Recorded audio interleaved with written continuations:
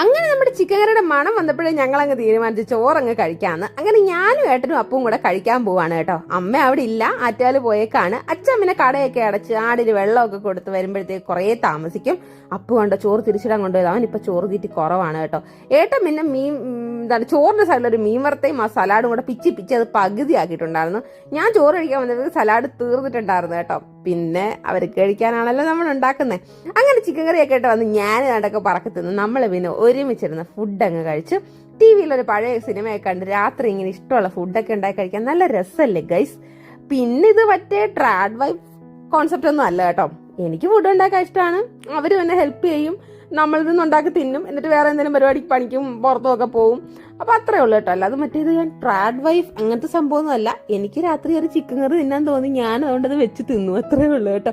അല്ലാതെ അവരെന്നോട് കമാൻഡ് ചെയ്തതൊന്നും അല്ല കേട്ടോ. അപ്പൊ അത്രേ ഉള്ളൂ.